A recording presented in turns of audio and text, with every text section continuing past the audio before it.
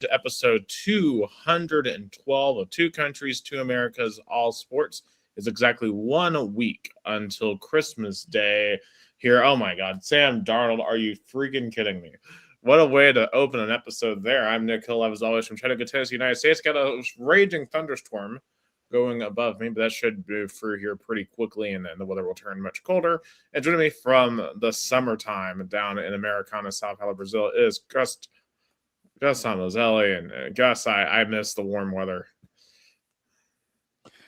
I I kind of miss the chilly, cold weather of December. It's so funny here in Brazil. The Christmas spirit doesn't feel the same. Of course, in Americana, I don't say there's nothing of Christmas. In downtown, literally, like less than a mile from my house, there's like Christmas lights and there's carols. But it feels different. It's a different vibe. But yeah, I would imagine you miss some warm weather like we have here in Brazil in December. Right, and I think we should have some warmer weather next week for Christmas week. Um, Absolutely. But obviously, I want to first acknowledge that a tragedy occurred in the sports world today, particularly in the world of NASCAR. As you see behind me, I have the 16, which belonged to driver Greg Biffle, who had a long career in NASCAR. He had 19 race wins in the Cup Series, finished in the top five 3 different times, has a championship at both the Xfinity, well, it's technically the O'Reilly Series now, and it used to be called the Busch Series. People probably know it more so by the Busch Series name. And the Truck Series has a championship there. A very successful driver. Did a lot too off the track. Last year, after the aftermath of Hurricane Helene in North Carolina, he helped a lot of those folks in the weeks directly after the hurricane. Really devastated that part of North Carolina. But unfortunately, he, along with all his entire family, his wife, his 2 children, some of their friends, they were flying to Florida today from Statesville, North Carolina, just outside of Charlotte. And unfortunately, something went horribly wrong with the flight, and it crashed and killed everyone on board. And Greg Biffle was only 55 years old. He had retired from NASCAR, but obviously he was still going to be very active. He had been named one of the 75 greatest drivers in the history of NASCAR. And this one, it's a devastating loss. I mean, this is a guy that I grew up watching, and a lot of us grew up watching. And was always one of the better drivers of his era. Always very competitive, and it sounds like too he was great off the track. Just, I mean, the stuff he was doing for the people of North Carolina last year. I mean, really getting people in touch with resources, and he was apparently flying to do something with Cletus McFarland, who's a notable racing influencer and commentator, and had actually raced some this year in the ARCA series, and was still doing a lot of like dirt track racing. I believe he had done XRX, and he was still trying to race. So I mean, it's just a really awful situation. A week before Christmas, too. Just obviously prayers go out to his family, to all of his friends in the NASCAR industry. I know, obviously they're all very competitive. I know a lot of those guys are friends of each other, and I know everyone in the NASCAR industry is hurting really bad tonight, and really all the fans too, right? Because I mean, you get attached to these drivers. I mean, you watch them year after year after year compete, and you watch their personalities on the screen. And you watch them do all these daring things on the track, and it's a reminder that we're all human and everyone's fragile. And unfortunately, in the history of NASCAR, this is not the first time that we've seen an aviation accident be something that rocks the sport to this core. I mean, back in 1993, you lost Davey Allison in a helicopter accident, and you lost Alan Kulwicki in a plane crash, very similar to this Greg Biffle situation. And that was literally months for both of them after they were competing for the 1992 championship. And 2004 was the last big fatal aviation accident. It involved several notable folks from Hendrick Motorsports, including Rick Hendrick's son, Ricky Hendrick. They were heading up to Martinsville for a race up there. I know a few years ago as well, Dale Earnhardt Jr. survived, and his family survived a plane crash heading into Bristol. And thankfully they were able to get out of that one. But unfortunately, there's just been a series of very tragic aviation accidents in the history of NASCAR, and unfortunately, this is one of those. And it's just awful that for Greg Biffle and his family that it had it in like that. But Greg did a lot on a short time on Earth, and I hope that him and his family are rejoicing with God tonight. And I just hope that may God be with everyone who needs comfort during this time. Of course, all the thoughts and prayers to his family. Definitely a beloved, driver, made history in NASCAR. And you mentioned some of the aviation tragedies, and last month was the 10th, the 9 years ago, 9 years ago, that the Chapecoense flight fell in Medellin, Colombia, killing pretty much all the roster of one of the magical runs, the Chapecoense Copa Sul-Americana run, and definitely it's a different kind of tragedy, but it's the same vehicle, and it involves the sports as well. So definitely all the thoughts and prayers to his family. Yeah, I mean, stuff like this is never easy when it happens. And just to take a moment just to reflect on him, in his career, right? Like he was in a very competitive era of NASCAR, having to face off against guys like Jimmy Johnson and Jeff Gordon and Tony Stewart and Dale Jr. and Kevin Harvick, and he held his own. Obviously, I mean, it was a very difficult time to win a championship, and he never did win a Cup championship. I mean, he won at Truck, and he won the Busch Championship, and he was fighting very hard. And there's a reason why he earned a spot as a top 75 driver, which, I mean, there's been hundreds and hundreds of drivers that have attempted to race in NASCAR. And that takes, guts in its own right to get into one of those stock cars right behind me. And it's one of the most dangerous things you can do. I mean, it's one of the most dangerous sports you can be a part of. And for guys like that, that's just what they really, really wanted to do. And he got to live out his dream of being a top-end race car driver and winning big races and competing for championships. And he also got some really, really funny tips over the years. Like one of the moments I was watching earlier today was him getting into a tiff with fellow race car driver Boris Said at Watkins Glen, because Boris had blamed Biffle for a crash, and basically Said was like, I'm gonna send him to the track one day with a black eye over this, but he never did. And they were joking about it afterwards. And NASCAR is guys, like drivers get mad at each other for crashes and stuff, and it's stuff like that that really makes the sport come alive, because you remember those incidents between different drivers. And a day like today, when you're reflecting on the legacy of a driver, stuff like that, when you were really entertained by them as one of the competitors in the sport that you really love, but also thinking about what they were doing for what he did for the people in Western North Carolina, and in a time where maybe the federal government didn't do everything they should have for Hurricane Helene. I'm not going to start a political argument here on that, but I think a lot of us feel that there were deficiencies in that response to Helene, and guys like Biffle were that front line for the first couple of weeks there for those folks. And, I think the folks in North Carolina especially will always be appreciative and always will remember that contribution more than the racing. And the people, especially in North Carolina, love the racing, right? Because that's where NASCAR is from. That's where it was really born.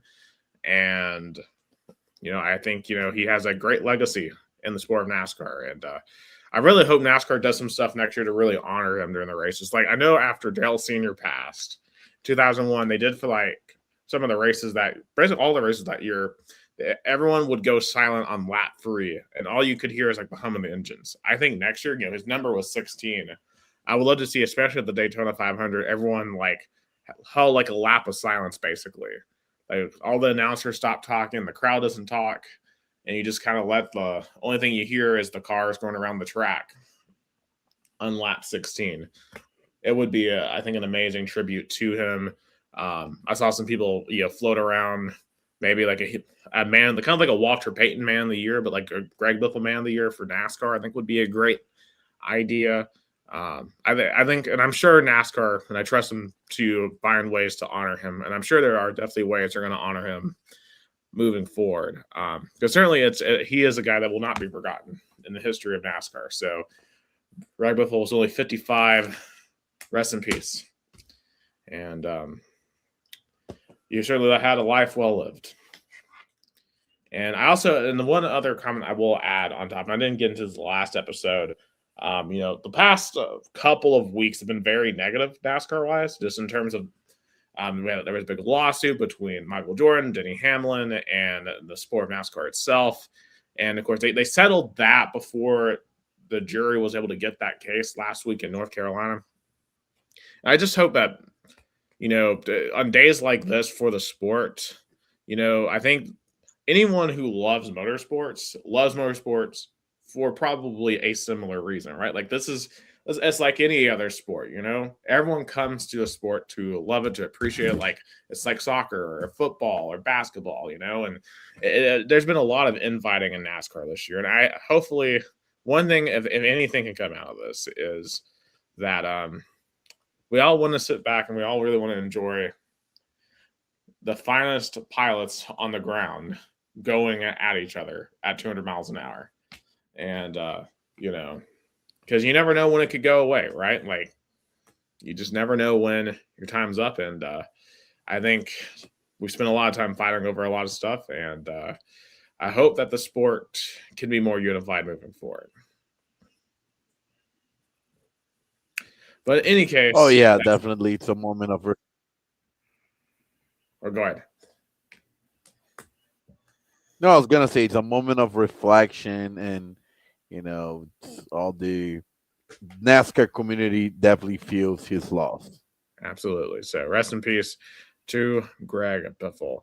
To transition, there's really no good way to really transition there, but we'll transition to some lighter thoughts here. We've got college football playoffs tomorrow. Of course, I have the Rams Seahawks on. I'm assuming you do as well. No, I don't know if you do as well, but this thing's gotten really interesting really quickly here. It's Rams 30, Seahawks 22. I look like the Rams are going to run away with it, but Seahawks are certainly making things very interesting there. But before we get to the NFL, I want to talk some college football here. Of course, tomorrow night begins the second iteration of the 12-team playoffs. Of course, this time, guess I'll be much warmer. I will not be out on site. Oh my gosh, touchdown Seahawks. 2-point conversion away from a tie. Sam Darnold to A.J. Barner. What in the world is this game? It was 30-14, and now we're a 2-pointer away from a tie. Unreal. Okay. So we'll definitely keep a big eye on that. Of course, both teams are 11-3. They're fighting for both the NFC West and the number 1 seed tonight. So this is probably the biggest regular season game of the season so far. But coming back to college football. So obviously, as I was mentioning, we'll be a lot warmer this time because, well, I'm not going to be in Columbus, Ohio. But we got ourselves 4 playoff games. I know we went for the brackets last week, guys, but just kind of, what are your last thoughts on these games? We see Alabama, Oklahoma's tomorrow. And I guess let's just go one at a time. What's your thoughts on Bama, Oklahoma tomorrow?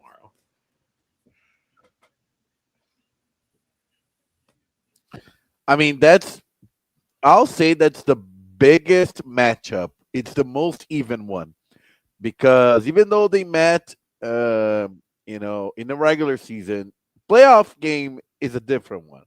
Even though the regular season in college football is the most playoff vibe, even though it's not anymore like it used to be 3 years ago or even 10 years ago, that one loss could have derailed your season. Now, not the case. Pointing case, Alabama 3 loss, that I still cannot get over the fact, but you got to do what you got to do to save conference championship. Alabama in this playoff was literally to save conference championship. Everybody can agree with that. 100%. I mean, because like last year, I thought Bama should have been in over SMU personally. for that last spot. But of course, they saved SMU there because once again they had to save conference championships. I will say, to me, I think the question for me here is Oklahoma's offense. Because we know their defense is going to show up and play, and they're going to make things hard for Ty Simpson. Can John Mateer in this offense find any kind of groove? Because the second half of the year for Oklahoma has been Oklahoma kind of stumbling on offense, but getting enough turnovers from their defense to find a way. And playing pretty smart football. And then, for Oklahoma, it's perfect. Oklahoma reminds me a lot of Tennessee last year in terms of being carried by the defense, and you had a hyped offense that hasn't really produced the last 2 months of the season. And to be fair, Mateer's been hurt. So, he hasn't played at 100%. But, also, you look at, Jaden Ott, and Jaden Ott hasn't really produced a running back. Xavier Robinson's their best or Xavier Gibson, is their best running back. But, you look at the outside, right? Can guys like Deion Burke step up? Can you get some production there on the outside? Because they're going to need some offense here. Not just tomorrow to beat Alabama, right? But if you're going to go on a run, because the winner of this game gets Indiana. If you're going to have any shot to beat Indiana this season, you're going to have some offense. And because I just don't think the defense is going to be enough. Plus, is R. Mason Thomas for Oklahoma going to play? Because R. Mason Thomas has not played since the Tennessee game. Because remember, he had that big strip six, the sack six. And it appears that R. Mason Thomas is going to play tomorrow. So that's a huge, because he didn't play against Bama the first time because he was out for that game. And Oklahoma still was nasty. Oklahoma has, in my opinion, the second or third best defense in the country. And if you're Alabama, can you run the football? Yeah, can you run the football? Against Georgia, they ran for negative yards. Against Oklahoma, they ran for 2 or 3 yards. On multiple occasions this year, the offense has gone for Ty Simpson. And you have a very good stable of receivers with Jeremy Bernard, with Ryan Williams. But at the end of the day, this is Alabama we're talking about. Alabama runs the football. That has just been a fact since the beginning of time. We expect the Alabama Crimson Tide to be able to run the football, and they have not been able to do that this year. Jam Miller and the rest of that stable, can they get something going? To me, I think the difference in this game is either Bama's going to run this football or you're going to see Oklahoma find their passing groove. Whoever does either one of those things better, I think that determines this football game. But, Alabama, even before Kellen DeBoer took over, kind of swift their style into more passing offense but it's still weird, though, because if I'm not mistaken, that Alabama beginning dynasty, especially in the early 2010s, was smash mouth run football, right? That's where kind of Derrick Henry even when they had Bryce Young, they still Bama still had Jahmyr Gibbs. When we beat them in 222, 52-49, yes, Bryce Young had 500 yards passing. Jahmyr Gibbs had 100 yards rushing in that game. Jahmyr Gibbs was very, very good against Tennessee that day. Thankfully we had Hendon Hooker and Jalen Hyatt to outduel them. And their kicker missed, which also helped. But all the era was one coach that we're going to talk about later in more a kind of sports entrepreneur area. But that was Nick Saban kind of style football. Kellen DeBoer is a different one. They're focusing more on passing and not have been producing a good run offense run football. Right. Yeah, and I think also, in addition to all that too, kickers. Oklahoma's kicker might be the best in the nation. It came into Neyland and was just on fire. Remember, he had 3 50-plus field goals in that game. Meanwhile, on Bama's side, Talty, the fans are ready to run him out of town. He has missed several big kicks this year for the Crimson Tide. I think that could be a factor here as well because Oklahoma has a special teams advantage. I think they have defense advantage. I do favor Bama's offense in this game, but that's primarily because I think the passing attack is by far the best of the 4 units. However, this game's on the roads in Norman. It's going to be very loud. I picked Bama last week with the bracket. And at the end of the day, right, it's just very hard to beat a team twice. So ultimately, I do believe that Bama will find enough run attack to win this football game, in my view. But don't be surprised if Oklahoma sweeps them. Yeah, and also let's not forget the game is on a neutral site. The game is in Norman, Oklahoma. Yeah, which can be a very hostile environment. Yeah. Of course, Bama found out last year the hard way, right, when they lost their 24-3. So we'll see if Bama's second trip to Norman that goes any better. Then at noon on Saturday, I also want to mention. Go ahead. No, and I was gonna ask you about. Do you think this is the biggest matchup in this new era of college football playoff 12-team bracket? I think, obviously, you can't. National title last year, Ohio State Notre Dame was pretty big. And then I would say Ohio State Texas was probably the big, giant Goliath matchup from last year. Let me rephrase that. Is this the biggest matchup in this new era of on-campus playoff matchup? Oh, in the first round. Probably, it's probably bigger than Tennessee Ohio State. I don't know. The Tennessee Ohio State had a lot of hype heading into that game because remember Ohio State had just lost to Michigan. We had no idea how they were going to respond, and Tennessee was flying up to Columbus with all these fans. They were like, "We're coming into the Big Ten, and we're finally going to see the SEC play in the cold." I don't know. I think Tennessee Ohio State last year had the hype of this game beat. Then again, I'm biased because I was a Tennessee fan. I was excited to see Tennessee in the playoffs. So to me, it doesn't feel bigger. But obviously, I'm not emotionally invested this year like I was. Yeah, but because it's a all SEC matchup, even though it feels still it's being less weird, but still feels weird. Oklahoma's in the SEC. And also, they're so evenly match up because last year, I don't feel we got that kind of an even matchup. I just don't because last year was all steamroll, like even the Ohio State, Tennessee, Right. Texas, Clemson, Penn State, SMU, Notre Dame, Indiana. Right, and at least 2 of the matchups this year feel like they're going to be closer. Yeah. So from that perspective, sure. But we've also already seen Bama, Oklahoma play in the regular season, which I guess could add an element to this game, the rematch. Yeah. So, I don't know. I'm probably not the right person to ask that question. I would need someone who's a more neutral college football observer. And plus, I think there's just a lot more angst about the playoffs, too, right now than there was last year. I think everyone was just excited to see how the 12-team playoff would unfold last year. And now I think there's a lot of people being like, oh, there needs to be changes. So, But in any case.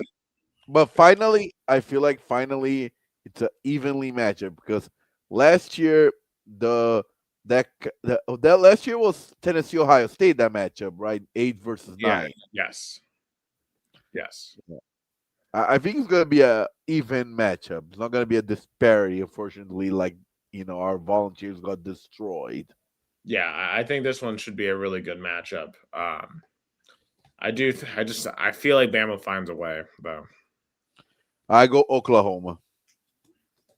Yeah, but hey, Boomer sooner. I hope Oklahoma does it. Then Saturday at noon and plus also I want to ask this: why is Miami Texas A&M not the other primetime game on Saturday? It doesn't make sense why Miami Texas A&M is a noon game on Saturday at all. I mean, because I guess they had to put Oregon James Madison at 7:30 because of West Coast game, because Oregon James Madison deserves to be new, but in the West Coast would have been like a morning game. well, what they should have done is they should have put Tulane Ole Miss at noon. That's 11 a.m. in Oxford. Then you could have put James Madison Oregon at like 4. That's a 1 o'clock on the West Coast. And then you could have done Miami Texas A&M at night. That's what I would have done.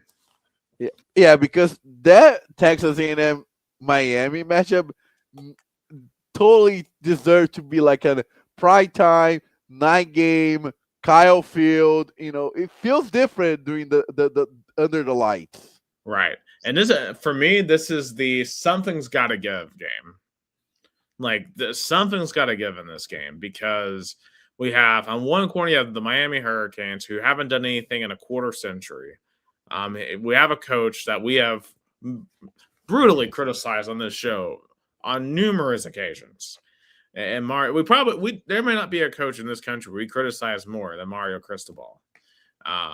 Because to me, it's like you have by far the most talented roster in the ACC time and time again, and you still can't win a garbage conference because you find ways to lose to unranked teams.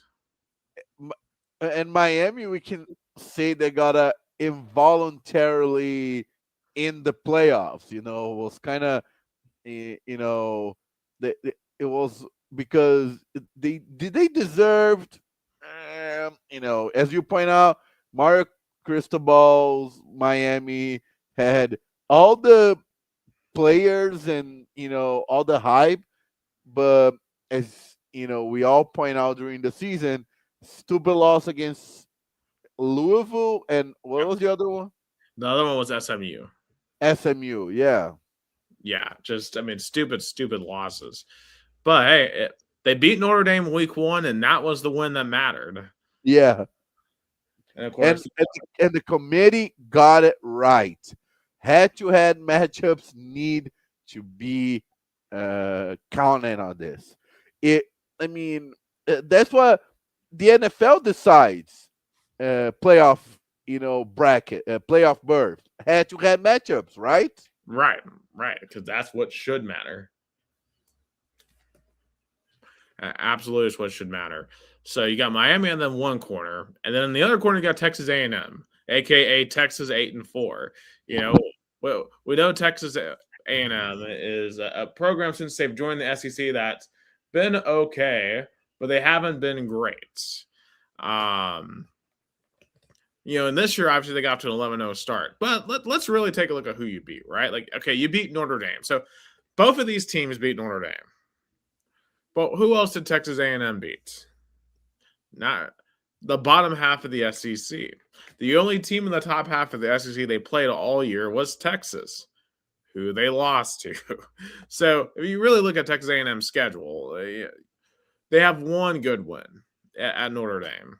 Marcel Reed, yes, has played well. Casey Concepcion is a dude.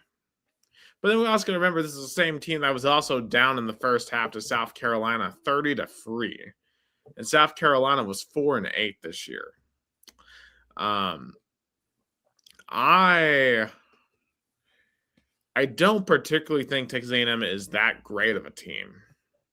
Like, to be honest, Tennessee wasn't great this year. I think Tennessee would have a chance to beat Texas A&M. Just to be for real with you. I think it would be a really good game between the Vols and A&M. I don't think the Aggies are that much better than the Vols. I just think the Aggies got lucky because they didn't have to play Georgia. They didn't have to play Alabama. They didn't have to play Oklahoma. They didn't even have to play Vanderbilt. If the Aggies played any of those teams, I think they would have gone the exact same record as Tennessee. Just going to be completely honest. Because I think if Tennessee had A&M schedule, we would have gone 11-1. Just they got a benefit of the schedule. However, if you look at Miami, they lost to 2 unranked ACC teams. So I don't particularly think either of these teams are great. Now, to me, I think this is a full-on quarterback-dependent matchup. And those 2 losses Miami had, Carson Beck was horrible in both. Was a turnover machine in both. And for some reason, this goes back to his time at Georgia. Carson Beck was a turnover machine there. So if he's a turnover machine tomorrow or Saturday, it's probably not going to be a good night or a good day in College Station. But on the other hand, Marcel Reed, can you trust him to make some of these big throws? I mean, Miami probably has the best D line he's going to see all year. Like Ruben Bain up there and some of the other dudes they've got. Like Miami, from a physical standpoint, I think Miami has better athletes than Texas A&M. I do also trust Mike Elko over Mario Cristobal. I think Elko is a better coach. But I do think Miami is a more talented football team. And I think in addition to Beck, the two freshman receivers, Malachi Tony and CJ Daniels for Miami. I think those two are going to be massive in this game. I'm curious to see how the Aggies do against them. If those two start going off, I think it could be a very tough day for the Aggies, even though they're going to have this game at home. And the Kyle Field's going to be insane for this game. I can't wait to see like the Aggie war hymn, like the dun dun dun dun dun, dun. Like that's going to be nuts heading into the playoff game. But I'm going to be honest, I like Miami to win this football game. And something you brought up in the beginning of this topic is playing a noon game is going to affect the environment, or is just maybe over a little bit of exaggeration? I think it'll affect. I mean, I've seen it affect Saints. Like, remember when Tennessee went to LSU in 2022? We got lucky, got an 11 a.m. Central kick, and that crowd was not a vintage LSU crowd. Now, if you're Texas A&M, I'm assuming they're going to show up for this game, but this is a playoff game. So I would assume it's not going to have that much of an effect, but it could. Particularly, and the thing about Texas A&M fans too is if Miami can get them down early, they're going to get nervous fast. Yeah. So, because they're a lot like Tennessee in that regard. Like when you come to Neyland, like you got to get Tennessee down fast, because then the Vol fans will go out of it pretty quickly. I mean, just from experience. A&M fans are very similar. That will be the key here. Can Miami get out to an early start? And can they take advantage of the fact that this thing isn't at night? And I think, a lot of the dynamics play into the favor of Miami in this game. So I'm going to go with the Hurricanes to win on the road. I'm going to go with A&M. I think it's so funny. You're picking all the visitors, and I'm picking all the homer. Yeah, I believe in the road teams. I believe in the road teams this year. I don't know if I believe in the road teams down here in the last two, though. So we got Tulane Ole Miss in Oxford. That's the 3:30 match. Of course, this is a rematch of a game back in September where Ole Miss won by 35. Of course, the big difference between now and then is Lane Kiffin is no longer there. He is hanging out at yoga studios in Baton Rouge instead of coaching this weekend in a playoff game, which I still don't understand why he did it. I mean, I get why he went to LSU, right? Like, I mean, LSU is LSU and Ole Miss is Ole Miss, but still, I still feel like he could have handled this better. But hey, I'm sure he sweats it off at the yoga gym. But do you see you've seen those Twitter things, guys? Where he's always posing with two hot women every single morning. And look, I don't blame him. I'm sure that's a great time, but dog, he looks so, especially in the wake of what happened to Sharon Moore too. I don't know if that's the best look. It's so funny that Lane Kiffin kind of has a hall pass of being the naughty figure. I don't know, maybe I'm exaggerating, but don't you feel that? Well, I mean, so for example, and I was going to bring this up later, but I don't know if you saw Ohio University's coach, Brian Smith was arrested. Well, not arrested, but he was fired for apparently he was having an inappropriate relationship with a student on campus, and apparently he was really renting out a room in the campus's hotel. Goes in what? Yeah, literally, it was a student at Ohio University, and he would rent out a hotel room at the Ohio University Inn on campus To do what? to do. You know exactly what he was Oh, doing. yeah. I would imagine that. But I'm just like, bro, like, how dumb could you possibly be? Like, And, why the campus and, hotel? like, good God, like Miami, Ohio is a city that is not like in the middle of nowhere. There's gotta be better hotels in like the surrounding area.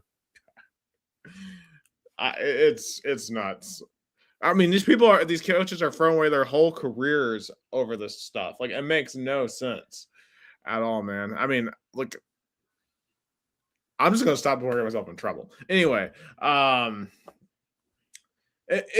sidetracked all aside, none of that's going to be in Oxford, Mississippi this weekend because we got Pete Golden. Pete Golden is now the head coach of Ole Miss, the permanent head coach. The era begins in the playoffs against Tulane. Of course, their coach is about to leave too. John Summerall's heading to Florida.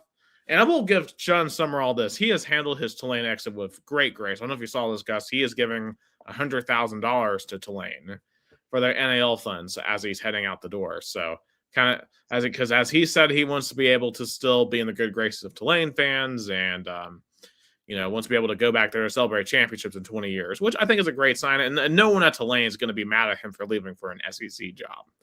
At least no one rational should be mad at him, right? Because, I mean, Tulane is not – Tulane used to be in the SEC a very, very long time ago. But that's not the case now. Yeah, like Tulane and Swanee. Yeah. But at least Tulane is still, like, playing major college football. And, hey, here's their opportunity in the college football playoffs. Now, clearly the number one dynamic change here is no Lane Kiffin. I mean, do you think that's going to have an effect here, not having Kiffin? Because, like, when you don't have your head coach, right, like that does affect the team because, like, Kiffin's the one normally who's making decisions for this Ole Miss football team. But now it's Pete Golden, and we've never seen Pete Golden be the head coach of a football game.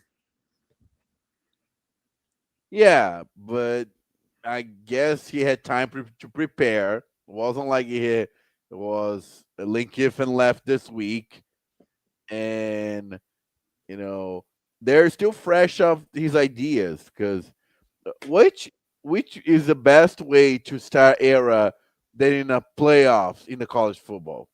Right. And, it's time to go try to win the whole thing. Now, I think, when you look at the first point. And for Pete, I feel like this is the game that really he needs to win. Because, against Georgia in a bowl game, in a game that kind of, in a Sugar Bowl, I don't think there's gonna be a pressure. I think Ole Miss fans wants to win a home playoff game. Right. Now, I'm going to pull up, Gus, real quick, the stats from the first matchup in this football game because I just want to show you the disparity. Oh, my God, what a catch by Puka. Of course, the Rams trying to drive to win the football game. Yeah, I don't know if you can see that, but in any case, you can see the big disparity right here. 548 yards for Ole Miss, 282 for Tulane.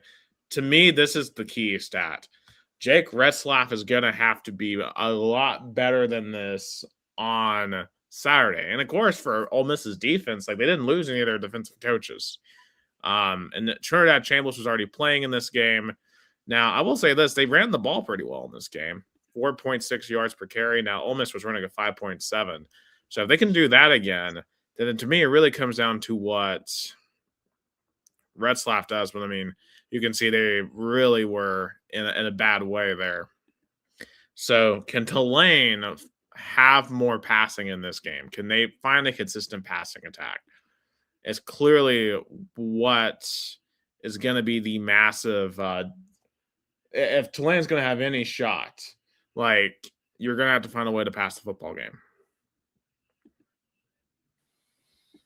Yeah, for Tulane, they have nothing to lose. They're playing with house money. That's a big advantage. Yeah, for them and James Madison both are in that same mindset. But I mean, all things considered, though, I mean, you still got Trinidad, Chambliss. I think they're just going to put up big numbers. And I think, while Tulane might keep this a little closer this time, I think Ole Miss wins by like 3 touchdowns. But wouldn't it be cool if Tulane, surprises beat Ole Miss? Because then they're gonna play a home game, even though technically there's gonna be more Georgia fans, but they're gonna be play in their city, New Orleans, in the Sugar Bowl. Yeah, which they used to play in the Louisiana Superdome. It used to be their home stadium, so it really is kind of a home game for Tulane. I think the committee too. I think for the committee, I think for the college football playoff and this for just G5 teams in general, it would be, I think, great for the health of college football if either Tulane or James Madison at least is putting pressure in the fourth quarter, at the bare least, if not even pull off the upset. There's a lot of people out here who are making the argument that we shouldn't even see these teams in the playoff. And if both teams, Tulane and James Madison, get run off the field, then it's going to give more ammunition to people who want to lock the G5 out entirely. So I think there is pressure on Tulane and James Madison, not just for them, but I think for all G5 programs. Because if you can't demonstrate that you can at least make these games competitive, and Boise State did a decent job last year being competitive. I mean, I think lost to Penn State by like 14 in the Fiesta Bowl, and of course, obviously, they had a top 10 NFL pick in Ashton Genty. But I think it would be huge for Tulane and/or James Madison to assert themselves. Yeah, I think for this model of college football playoffs, James Madison and Tulane need to make the game competitive, because if it's a blowout, then it's going to be like, why do you need to see them? Because a lot of college football pundits are really saying there needs to be 12, period. And if the G5 team wants to get in, they got to schedule tougher opponents, or, there's because, but let's be real. It's a kind of a DEI of college football players. I was about to bring up that point. I saw someone who brought up that this was, quote, DEI. Which then again, you could argue, well, it's March Madness DEI because they allow every conference tournament champion into that. But without that, you would have never seen UNBC over Virginia or Oakland over Kentucky. Now, granted, basketball is different. It's a lot easier for upsets to happen in basketball than in football, but we've seen them happen in football. We saw Appalachian State beat Michigan. We've seen Georgia State beat Tennessee. We've seen Georgia Southern beat Florida. We've seen all kinds of crazy results in college football. So I mean, we see Alabama Crimson Tide, coached by Nick Saban, in Tuscaloosa, losing to Louisiana Monroe. Yeah, like it's not impossible at all. With all that being said, though, I just think it's going to happen here. And it might be a hot take. I think the next game has a better chance of it happening. If I had to pick between which team do I think would have a shot, like if I had to bet every last dollar I had on one of these two G5 teams winning a football game here this weekend, I'm betting on James Madison. Oregon. Now, I'm not saying James Madison's beating Oregon. I think Oregon will win. The thing about James Madison, though, is I think they have the profile more of a team that could pull off an upset. I think they have a better quarterback than Tulane. I really like Alonzo Barrett. I think he's very dynamic. And then also, to their running back stable, Wayne Knight is a very underrated player. He has been a stone-cold killer this season for the James Madison Dukes. Now, yes, I know they haven't played a team of Oregon's caliber. They've only played one P5 team and our P4 team. That was Louisville. They lost to Louisville. But when you look at Oregon, right? Dan Lennon has had a little bit of a history of maybe not being great in the postseason, right? We saw what happened last year with the beatdown and the Rose Bowl. And I'll be honest, like I haven't really been blown away with Oregon the past month. Now, yes, they got some gutty wins at Iowa.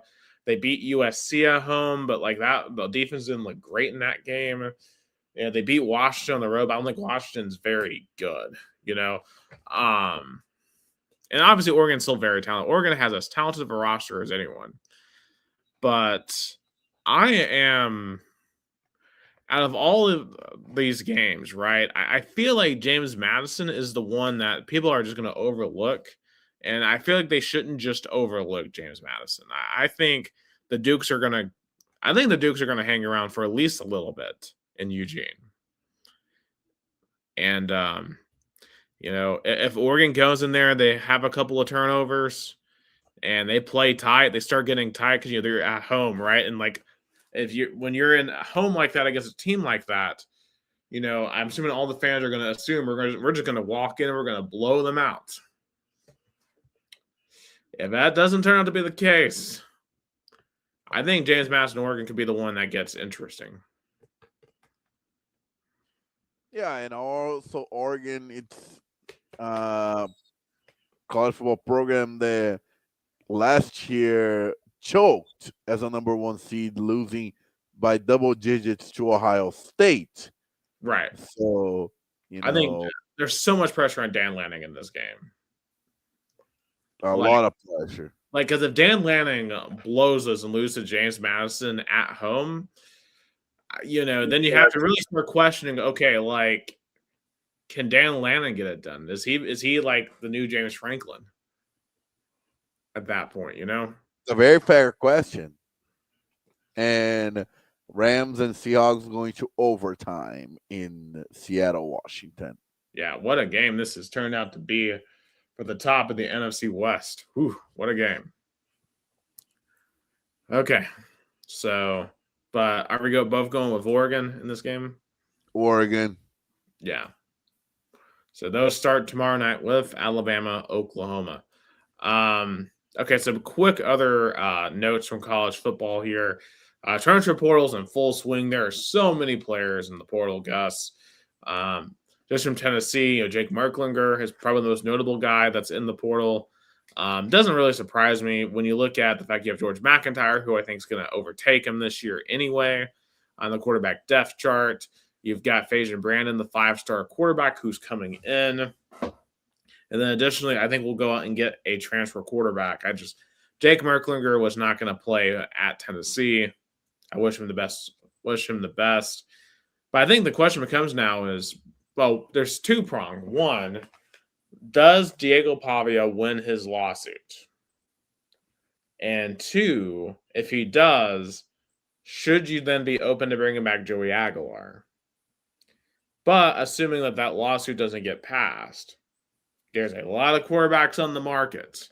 To me, I think, for one thing, when it comes to Joey, if you can bring him back, I think you probably should. I mean, he was leading passer in the SEC this year in terms of yardage. However, he did throw 10 interceptions. I do think he's a little reckless with the ball at times. And do I truly think he can elevate your team to a championship type team? I'm going to be honest with you guys. I don't think so. I mean, I like Joey a lot. He was a great option for us given what happened with Nico. But now that we have a full offseason, I really think we can find a better solution at quarterback. Which brings me to when you look at the portal. To me right now, the quarterback I would want the most out of anyone. And he's not in the portal right now. I don't know if he's going to be. His name is Jaron Kiwe Sagapotele. He's a quarterback from Cal. Of course, he's the quarterback who replaced Fernando Mendoza. JKS has been fantastic this year at Cal. He threw probably 22 touchdowns, a true freshman, very tall, like makes all kinds of throws that you want. if he would go in the portal, I would want him desperately. I would like throw everything that you have at him. I think he would be amazing in Heupel's system. Now, I'm not counting on that. That's just my pipe dream. For me, realistically, when we look at the options that are out there, Brendan Sorsby from Cincinnati, who had a great season under Scott Satterfield, I think that he is going to be someone that Tennessee will consider very closely because he's from the Knoxville area. I think also, too, Josh Hoover, the quarterback from TCU, he just announced today he's going into the portal. That's someone that I think we will go after as well. One guy I don't want to go after is Nebraska quarterback Dylan Raiola, who entered the transfer portal the other day. Of course, you may know him as Patrick Mahomes Jr. because he does all like the dancing and like everything else, but he's not very good. I don't want that drama. Apparently, Texas Tech doesn't even want him, which is hilarious. I just don't want Dylan Raiola. Don't want him. I don't think he would be a good quarterback at Tennessee. So it'll be fascinating to see who we get at quarterback. And I think also, too, we need to be getting a lot of secondary players, a lot of linebackers. We really need to be hitting the portal hard, give Jim Knowles, our new DC, some new players to work with back there because we were pretty thin back there this season. Additionally, some new coaching notes here. Texas has gotten Will Muschamp as their brand new defensive coordinator. Now, Pete K, his name last name hard to say is like Klotowski or something like that. They literally fired him today and immediately replaced him with Will Muschamp. An interesting decision because Will Muschamp's been the DC at Texas before, and he's been a good DC. But granted, like he hasn't been a great DC in a while, and I don't know if Muschamp is truly the answer, really at Texas. Yeah, because Muschamp has been a head coach not long ago. He was a safe choice for the Longhorns. But yeah, that's true. You point out great, like what kind of experience he has in this new role. And also, too, was defense really the problem for Texas this year? It wasn't. Like, defense held Ohio State to 14 in week 1. That wasn't the defense's fault you lost that game. It wasn't the defense's fault that you lost at Florida. It wasn't the defensive fault that you lost at Georgia. Like, your offense did nothing in those games. You should be looking at the offense, but that would require looking at the head coach. And I'm sorry, as I've pointed out, if Mark Cristobal is the coach I hold with most contempt, I think Steve Sarkisian is the one I might hold behind him. I don't think Sark is as good as people make him out to be. I think he's highly overrated as an offensive mind. And, we'll see what Arch Manning does next year because he's returning to Texas. I'm sure he'll have a lot of hype heading into next year. But you're gonna have to show me that Steve Sarkisian can win a national title because I don't believe he's going to. But that could be a hot take given the talent that they have. Yeah, definitely. It's a interesting point, but I feel like it was a hire that the Steve Sarkisian needed to do, and it might work. Yeah. Also, want to shout out Kyle Winningham, the head coach at Utah. He is retiring. It was interesting the timing on this because he announces after signing day, and then this was after Utah had announced they had entered into a $500 million deal with a private equity firm to help fund their football program, the first such partnership in college football. But Gus, is probably not going to be the last. And I know in Brazilian soccer, you've started to see like private equity come in, like John Textor, for example. Yeah. They called the SAFs, literally also 15 de Piracicaba, 90% was sold to a private firm, investment groups taking over. It's been normal, especially since 2021. Yeah, it's such a weird time we're in, right? Like, I don't know. Have you noticed all like the posts this week about like teams announcing, "Oh, we have re-signed X player," like to a new contract? Have you seen those? Like, let's cut the yeah, I have seen. Let's cut the crap. College football needs to professionalize. That's the only way. Oh having. my goodness! Wow. Yeah, you saw the Interception. interception. What the hell was that? That was very unfortunate. That's not Matt Stafford's fault. That was very unfortunate. Wow. Bad drop there for Blake Corum. Awful, awful drop there for Corum. I don't know. Let's see if he actually caught it. It might. Oh, nope. It's going to be incomplete. Going to be incomplete. It touched the ground, I think. No, it didn't. Let's see. Oh, I don't. But his arm was on covering it. It's going to be incomplete, I think. I mean, this is the Des Bryant situation. You know, like, can remember the ball touched the ground there. You know, it looked like he had control. And then he loses control. I'm pretty sure that's going to be ruled incomplete. Wow. Big moment here in this game. 7:41 left in overtime. Man, what if this ended in a tie, though? Seriously.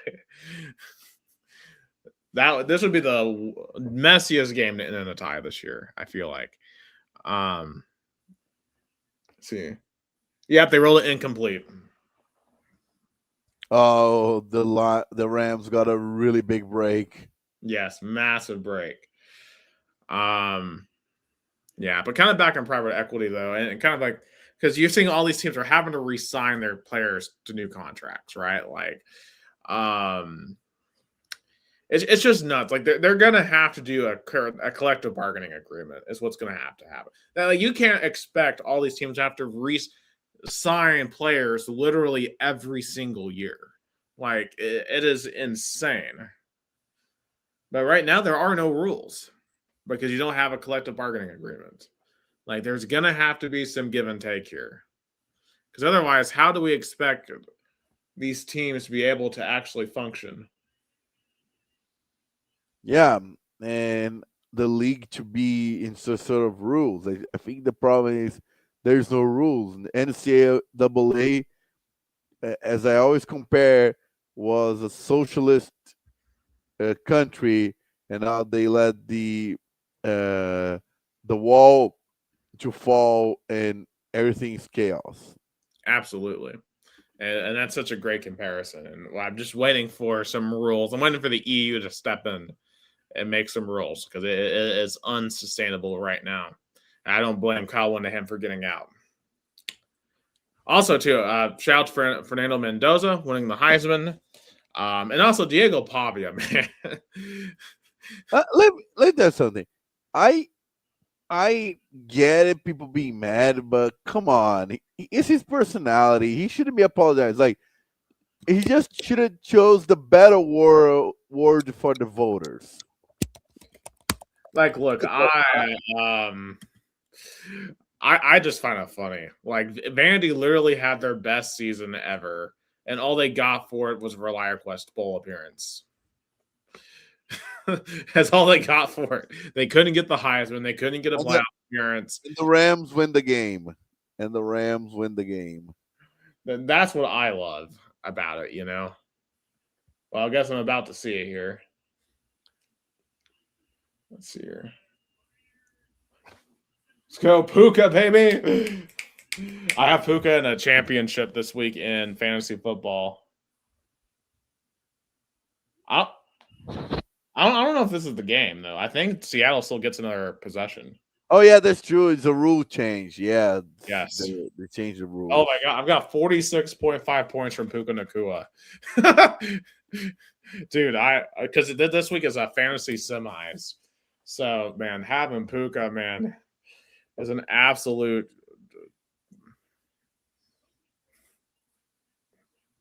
just a great week to be me with great week to be me for Puka. I need a big night for him. I got a long way to go, though. Long way to go in the fantasy game. I'm not going to bore everyone with details of my fantasy football playoff championship. But in any case, yeah, when it comes back to Diego Pavia, though, it's not a good look because NFL GMs are going to hold that against you. You know, like you just know they're going to hold that against. I mean, and he wasn't going to have a great shot in the NFL to begin with, because he's not as good as Johnny Manziel was, in my view. You know, like, and you're just making everyone hate you, too. Like, it's just, I don't know. Like, I'm so glad. Like, Fernando Mendoza is such a classy guy. And he's a guy that deserves to win, and he deserves to be the quarterback of the number one team. And I hope he does well in the playoffs. So, congratulations to Mendoza. Thank you for beating Pavia and keeping Vandy away from. Vandy still has never won anything meaningful. You may have gotten 10 wins. You may have gotten a win in Neyland. You still really have not won anything. So, try again. Yeah, but it's an accomplishment so far. But you know, if Vandy still little brothers Tennessee. Yeah.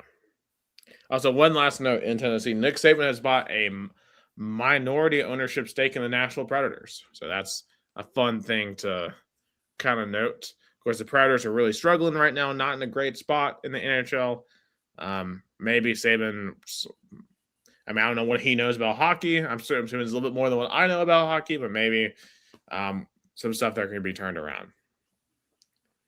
But anyway, on to some NFL here, of course. The Seahawks have the ball. They're going to have to score. And I'm curious here, Gus, if you score here, if you're the Seahawks, a touchdown, do you go for 2 in the win? Or do you kick to settle for the tie? I would go the tie because then you still have a chance to keep, the play going. Yeah. The 2-point conversion too risky. It is, but you're also going for like the division lead here, potentially the division win, you know? I think I'd go for 2. Okay, that could be the difference between you, because if all you have to do to win a championship is maybe make, a 3-yard play, why not? That's me at least. So, well, we'll see what happens here at the end of this game. It looks like Jackson Smith and Najigba just made a big catch. So, huge play there. Now, in other news, though, man, the story of the week, though, was the demise of the Kansas City Chiefs being eliminated from the playoffs with the Los Angeles Chargers and Patrick Mahomes going down with an ACL injury. He's going to be out for the rest of the year. He could be out next year, too. I mean, Kansas City Chiefs are in a rough spot right now because their talent that's around Patrick Mahomes is not good right now. They don't have a good running game. The receivers are not very good. Their defense is still really good. But, man, they're going to have to completely rebuild that offense. And honestly, they may tank next year. Yeah, it's a completely plausible situation. Yeah, and this Chief dynasty really starts to look like the Patriots dynasty of the early 2000s up until the 2010s, because the Patriots had a first run. I believe it was like 3 titles in 4 years. Yeah. I mean, they were just on an absolute tear. Now, I know I've seen some people suggest that, like, oh, maybe Andy Reid's the problem. Maybe they should get rid of him. But that doesn't make sense to me. I can't. If you're going to fire Andy Reid after one season when he's really took you to the Super Bowl like every year for the last decade, like, come on. No, yeah, come on. Like, even though in Philly, I mean, but they won, right? In Philly, they came close, but yeah, Andy Reid, I think, has a security on his job like no other in the United States. He'll get to retire from Kansas City. Yeah. And I still think Andy Reid has it as a coach, personally. I think that those suggestions are very much in line. So for the Chiefs, obviously it's tough, but You have to take this time to retool. I think you have to try to get a guy next year like Jeremiah Love, a running back. And then if you really tank next year, what if they get a guy like Jeremiah Smith in 2027? And boom, you got a healthy Mahomes again, off to the races. Now, I do think Travis Kelce does retire very soon. I think it's almost over. I think he's about to go enjoy his life with Taylor Swift. So, I think that's very much the future here. Also, another big injury news, you have Micah Parsons go down for the Packers. That's a huge loss for Green Bay. I think that could basically kill them in terms of Super Bowl chances. They needed Micah Parsons desperately. Now, Green Bay, I still think is very good. I still think they're going to make the playoffs. But, man, I don't know if they're still a championship contender without Parsons. We'll see what they do this week against Chicago. Also, and more the trade that everybody mocks Jerry Jones doesn't look that bad. Honestly, it doesn't. Now, the Cowboys are probably making the playoffs. If they had Micah, they probably would be in the playoffs right now. They probably do win the NFC East with Micah. But, you live and you learn. And the Cowboys clearly going to have to find a way to replace them on defense. Now, for the Dolphins, real quick, though, oh my gosh. Tua Tagovailoa, what a downfall. I mean, this guy, probably the most hyped quarterback out of college, the tank for Tua phenomenon, had a really good start to his career. And, man, with all the injuries, it just is falling apart. And he's gotten benched for Quinn Ewers. And, literally, Gus, I don't know if you saw the clip on Monday night at Pittsburgh of Eli and Peyton Manning watching Tua play. And he threw one on his first interception. Peyton's just like, no.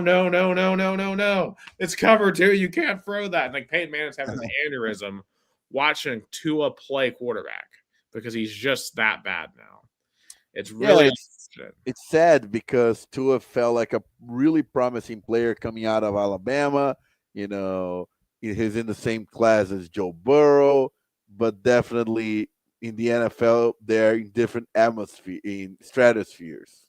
Yeah. So, if you're the Dolphins now, I think, one, you're going to fire Mike McDaniel. I think that's coming. But then, two, what do you do with quarterback? I've seen some people suggest that the Cardinals and the Dolphins should switch quarterbacks. That Kyler Murray should be sent to Miami. Tua should be sent to Arizona. I don't particularly know if that would be a wise move. Yeah, it's a tricky situation, definitely. Yeah. And I want to say, too, the Seahawks are at 1st and goal at the 3, which is pretty insane. Now, let's pick it. Go ahead. I just want to pick the rest of these games really fast. So we have 2 games on Saturday. I want to say this, too. The NFL, you're scheduling games against the college football playoff. And they will probably win in the ratings against the college football playoff, too. But an argument is the NFL Saturday game in mid-December was here first. It was. It absolutely was. So NFL was like, hey, college football playoff, great, amazing they have this new format. We're still going to keep doing what we do. Yeah. Now, to be fair to at least the first game on Saturday, is not a very good game. We got the Eagles at the Commanders. Oh, Eagles. Yeah, Eagles. And JSN has just scored a touchdown. So we'll see what. And they're gonna go for 2. All right, please. You're ahead of me, Gus. Do not spoil it. Okay, I just telling you they're gonna go for 2, but I won't spoil. It's so crazy. I'm watching on YouTube, and I'm ahead of you. How? I don't know, but you're ahead of me, so please don't spoil. I won't. Okay, so big one Saturday night: Packers at Bears. Ooh, is this in this decade the biggest Bears-Packers game? Probably. In this decade, I would say so.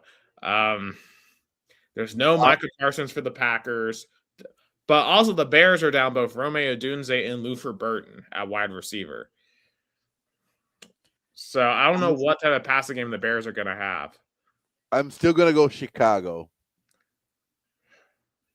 I'm going to go with the Packers on the road to win here. Also, while we're on the Bears real quick, did you see the report that they're considering building a stadium in Northwest Indiana? I saw. No, there's gotta be places in Illinois. If you move to Indiana, then they gotta go change their name to Indiana Bears. Like, not. You have the Indianapolis Colts. Yeah, so even stupider. So stay in the state of Illinois. Like, the state of Illinois, Indiana, in the National Football League, roots for the Chicago Bears. All right, here we go. I'm about to see the play now, and we're gonna have a timeout. Yeah, I was gonna say, don't worry about. I was gonna spoil for it because it's gonna be a timeout. Yeah. Okay, Sunday. So 1 o'clock. Unfortunately, this game does not matter. We got the Chiefs at the Titans. Imagine this, Nick. Imagine the Titans fan who bought this ticket at the beginning of the season. Say, okay, at least I'm gonna see Patrick Mahomes. The Chiefs are gonna be good, so at least this game is gonna be worth it. Bang! Titans fans cannot catch a break. Absolutely not. I'm gonna go with the Titans actually to win this one. I'm gonna go the Titans to get. I just don't think the Chiefs are gonna care anymore. To get their first home win of the season. They're 0-7 in Nissan Stadium. Yeah, and honestly, I think the Titans are playing better. Like, they didn't play that bad at San Francisco. Like, the offense looks better. So, all right, let's see what they got here. All right. So Darnold takes the snap. He's gonna throw. He's gonna throw. Oh man, they found him. Seahawks win. Wow. What a gutsy throw. What a gutsy throw. What a gutsy move. Wow. What a freaking game. What a comeback, too. They were down 30-14 in the start of the fourth quarter. Wow. Wow. Wow. What a game.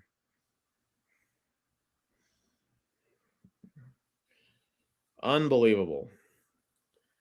Yeah, the NFC West is wide open. It is very, very wide open. Wow. I mean, can you believe it? Now we're having, I guess, 12-3 Seattle Seahawks, and we can have like 11-4 Rams, and also in the and with this win, I would have think that the Seahawks clinched their playoff berth. Pretty sure, yeah. Yeah. It's just an unreal game. Okay, let's get back to some picks here. Bills at Browns. Oh, Bills. Yeah, I'll take Bills by a lot. Chargers at Cowboys. I'm gonna tell my brother. I mean, $25 to watch this game. I mean, with both teams needed to win to make the playoffs, it's a good deal. Give me the Cowboys. I'll take the Cowboys as well. All right, Bengals at Dolphins in the game that just doesn't matter at this point. Oh my God, the hangover of the 2020 first round, the first round quarterback picks. Oh my God, such a. I mean, it's a game that definitely does not matter. And tickets are for $33. You can do stuff in Miami for $33. And I'm gonna go with Bengals. I'll go Bengals too. Curious to see how Quinn Ewers looks. The Jets at the Saints, another game that I guess doesn't really matter, but I mean the Saints are, I guess, are still technically fighting for the division. And they've looked better. The Saints have won 2 straight, and I think the Saints win another one. Oh, but the Saints are eliminated. Oh, they are eliminated. Well, Saints are playing a lot better. I'll give me the Saints. I don't know why, but I still have hope on this team. Give me the New York Jets. All right, the Vikings at the Giants. Vikings. Oh my God, there's so many horrible games this weekend. Yeah, but here's one that actually really matters: 7-7 Tampa Bay at 7-7 Carolina. Tampa Bay. I'm gonna go Carolina to win this one. Finally, a good game. Look, I'll be real here. Should the NFC South be allowed in the playoffs? I don't think they should be allowed in the playoffs. The rules are rules. They gotta have a division winner. But it's so funny. The NFC South are 8 or 80. Either they have a really, really good team, like they had the 15-1 Carolina Panthers, or the Atlanta Falcons the year after, where they also had double-digit wins, or they have those really 500 or even below. But I remember there was a year, like I think 2014, like a below 500 NFC South team went to the playoffs. Yeah. But give me Buccaneers. I'll take Panthers. All right. 4 o'clock games. Really good one here. 10-4 Jags at the 12-2 Broncos. This game is potentially for the number 1 seed, because if the Jags win, not only they practically gonna clinch the division, they're gonna be 11-4, and the Broncos are gonna be 12-3.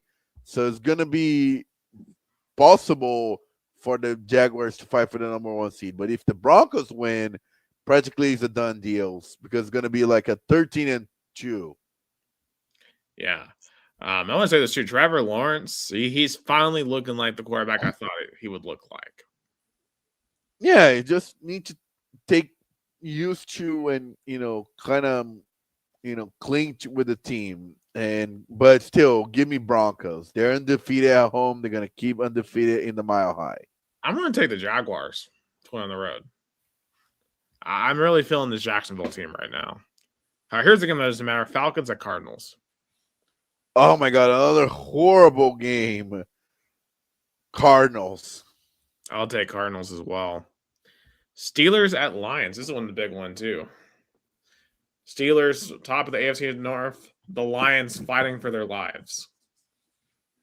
2 big brands in the Northeast. 2 like blue blood, like kind of like franchises. Steelers. I'm going to take the Lions at home. The Raiders at the Texans. Texans. Easy. Texans. Easy. Yeah, Raiders might be the worst team in the league right now, honestly. Okay, Sunday Night Football. This one's actually pretty big. You got the 11-3 Patriots going to the 7-7 Baltimore Ravens.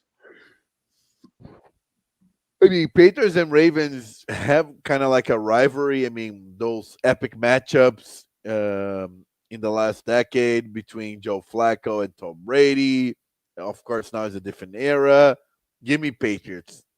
I'll take the Patriots as well. Also, because I've turned it over to the Xbox Bowl, and literally they have like a guy dressed up as Master Chief from freaking Halo on the sideline. Because they're playing this game at like the Cowboys practice facility. I can't hear you. No, I was just turning off. But where's the Xbox Bowl? It is at the Ford Center, which I believe is the Dallas practice facility. Oh, near my brother's house. They should have told him. Yeah, literally. Yeah, they're playing a bowl game in an NFL training facility. Called it the Xbox Bowl. This is because I think this replaces the Bahamas Bowl. The Bahamas Bowl went defunct. So they ESPN literally just created a random bowl game just to fill it in. Oh, yeah, at the Ford Center at the Star in Frisco, Texas. Yeah. I heard this is Butch Jones, too. Yeah. Butch Jones. Yeah, Butch Jones. He's going to win the Xbox Bowl. Good for him. Yeah. Now he can add to the championships of his life. Xbox Bowl, Champions of Life. Sorry, the Xbox Bowl. We have too many bowl games. We have way too. Look at him, too. He's red as a cherry over there because he's winning the freaking Xbox Bowl. It's a historical moment for him. No doubt. Such a historic moment. Okay. Back on Patriots Ravens. I'm gonna take the Patriots to win. And Monday Night Football, good one too. Yeah, 49ers at Colts. Phillip Rivers did not look too bad in his first start. I felt like as good as you could reasonably expect him to look. But I think the question now becomes, because Anthony Richardson's becoming healthy again, do you roll the dice with AR? And the Colts, my Colts friends, including Jason, are like, no, they want to stick with Phillip Rivers. They're so out on Anthony Richardson, they would rather play Phillip Rivers.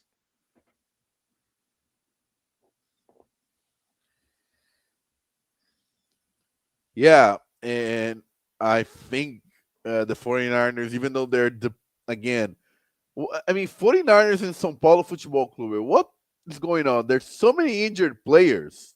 Yeah. They just can't stop being injured. But I think the Rams will get this one done. Yeah, 49ers.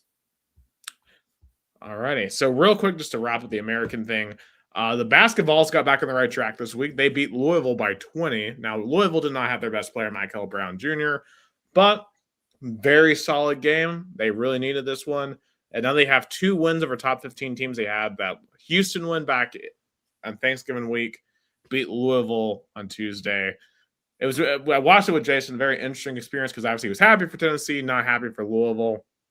But Tennessee has 2 like smaller games against, I think it's like South Carolina State and Gardner Webb, before they play Arkansas in a couple of weeks to begin SEC play. So there won't be a lot to really report on basketball wise. There, I don't know if you got to see that game the other night. No. Yeah. Last thing in America I'll point out is the Knicks won the NBA Cup, but they're not raising a banner. And to be honest, I didn't watch the NBA Cup. I don't really care about it. I know Charles Barkley was like, this is a pointless tournament, and no one cares. It's not good when one of your lead commentators is like, yeah, this is dumb. Yeah, I mean, the NBA, I mean, for sponsorship is fine, and, but the commissioner should have talked to the owners before that and defined, because this statement kind of devalues the actions of the league and even the commissioner, because we are not raising a banner kind of says, hey, we don't care about that, so yeah, congratulations. I mean, I'm a Knicks fan and couldn't care less. Right. All right, I guess so. We haven't had really a chance to talk about the World Cup draw yet as we transition out of America. And I don't know if we really want to dive deep into it tonight. Yeah. I mean, yeah, we can skip to next week. I mean, it's going to be like a prominent topic. There's still time to talk about it. We don't know all the teams yet either. I mean, with the draw. I mean, just obviously. I mean, really quick thoughts. Your thoughts on the Brazil's draw? Brazil draw. It could have been easier. Yeah, it's teams that looks they used to be easy, but they're not. Especially Morocco. They just went to semifinals in the last World Cup. Scotland can be a really tough matchup. Scotland used to be like those smash mouth, tough soccer team, and Haiti. They're just happy to be there. Brazil defeated them soundly with one of the worst, teams Brazil had in the 2016 Copa America Centenario, 7-1. I was there, so pretty easy. Brazil's gonna handle. I think Brazil's gonna qualify at first. Yeah, and on the U.S. side, I feel like this is about as favorable of a draw as we could have gotten, at least in my view. I mean, you look at your second place team is Australia. Like, and Australia is probably the weakest of those Group B teams. Now, I still think it's going to be a very hard game, right? I mean, because the U.S. is not a juggernaut. But with that game being on American soil, right, like, there's usually a boost that comes with that. So I feel like when you look at Australia, when you look at Paraguay, and I know Paraguay is not what they've been in the past, and then obviously we're waiting on this group winner, which I would assume is going to be Turkey, but we just don't know yet. I feel like the U.S. should do enough to find a way to qualify out of that group, especially on home soil, because I can't even imagine what the reaction would be if the U.S. failed to qualify out of this group. Yeah. It's not going to look good. Yeah. Well, I guess looks like we've got a Libertadores champions. Yeah, the Libertadores champions lost to the Champions League champions in the Intercontinental Cup. Sorry, I got you out changing the liner, but yeah, we had the Intercontinental Cup, the former FIFA Club World Cup. Now it's a 4-year tournament, the yearly tournament called Intercontinental Cup, but still for me, it's a world champion. And Flamengo came close. They tied 1-1, but lost in the penalty shootout to PSG. And Corinthians is still the last team from South America to win any FIFA Club World Cup tournament 13 years ago.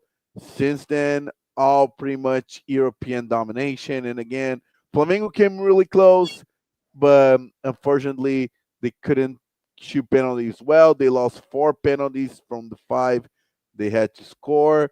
And yeah, I was rooting for Flamengo. I wanted Brazilian team to win, especially off this route. But it's a shame.